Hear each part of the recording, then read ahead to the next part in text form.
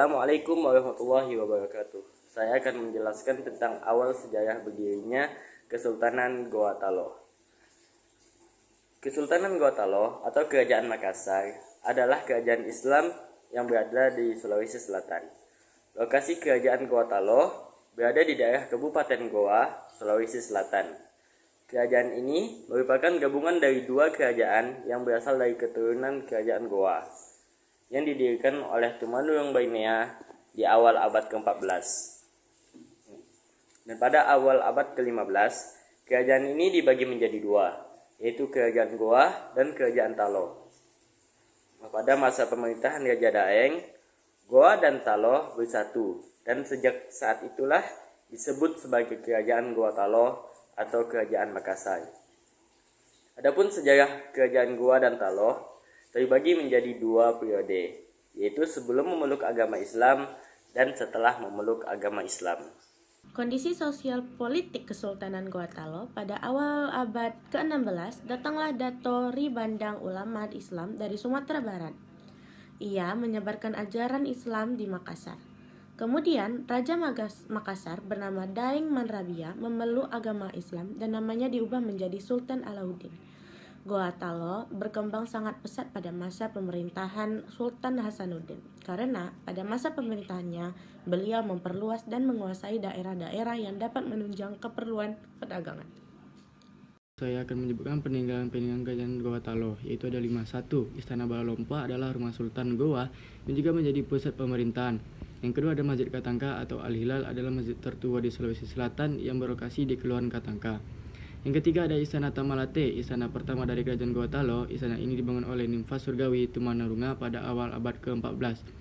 Yang keempat ada Benteng Fort Rotterdam, adalah benteng ujung pandang dibangun pada masa pemerintahan Satu Maringau Daeng Bonto Kareng Lakiong 1546 sampai 1565. Yang kelima ada Benteng Somba Opu. Benteng ini didirikan oleh Raja Daeng Matanre Kareng Toma Parisi Kalona 1510 sampai 1546. Materi terakhir, runtuhnya Kerajaan Goa Taloh.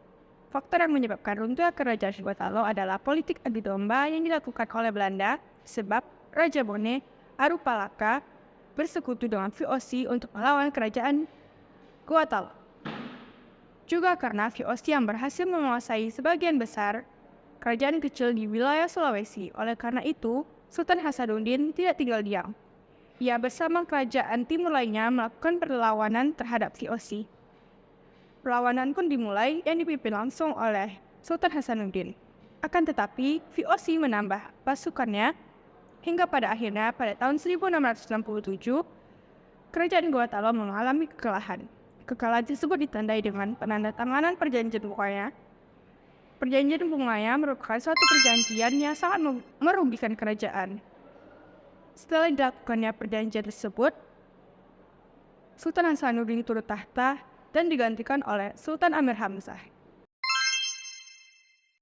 Saya Naila Eskiafar akan menceritakan tentang sejarah berdirinya Kesultanan Tidore. Kesultanan Ternate dan Tidore adalah dua dari 4 kesultanan Islam di Maluku. Dua kesultanan Islam lainnya adalah Kesultanan Bacan dan Kesultanan Jailolo. Secara geografis, kedua kesultanan ini terletak di Kepulauan Maluku antara Sulawesi dan Papua. Letaknya yang strategis membuat kedua kesultanan ini begitu penting dalam kancah aktivitas dan lalu lintas perdagangan pada masa itu, melainkan karena posisinya sebagai penghasil rempah-rempah terbesar, terutama cengkeh dan pala, sehingga dijuluki The Spice Islands, Kepulauan Rempah-Rempah.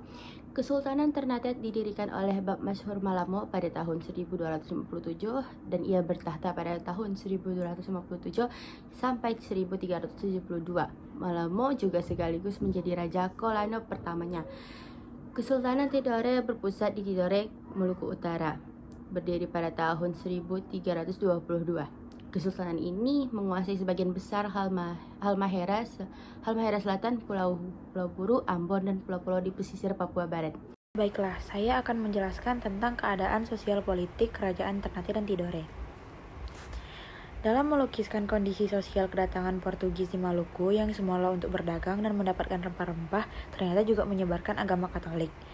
Pada tahun 1534, misionaris Katolik Franciscus Xaverius telah berhasil menyebarkan agama Katolik di Halmahera, Ternate, dan Ambon. Telah kita ketahui bahwa sebelumnya di Maluku telah berkembang agama Islam. Dengan demikian, kehidupan agama telah mewarnai kehidupan sosial masyarakat Maluku. Dalam kehidupan budaya, rakyat Maluku diliputi aktivitas perekonomian, maka tidak banyak menghasilkan budaya. Salah satu karya seni bangun yang terkenal ialah Istana Sultan Ternate dan Masjid kuno di Ternate.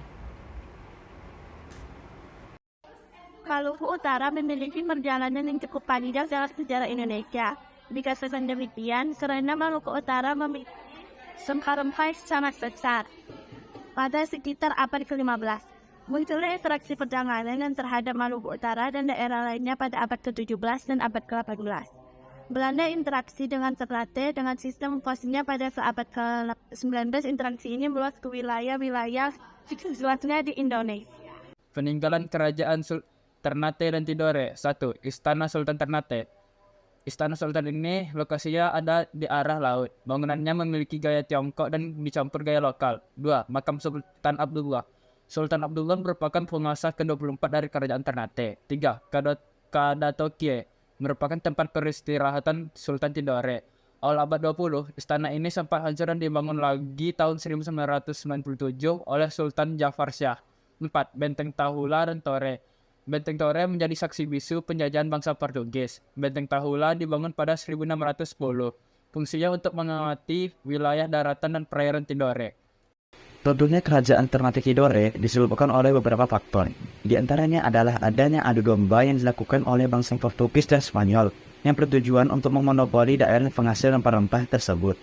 Faktor utama yang menyebabkan runtuhnya kerajaan Ternate Tidore adalah kemunduran perdagangan rempah-rempah dan pengaruh kolonialisme yang kuat dari Belanda.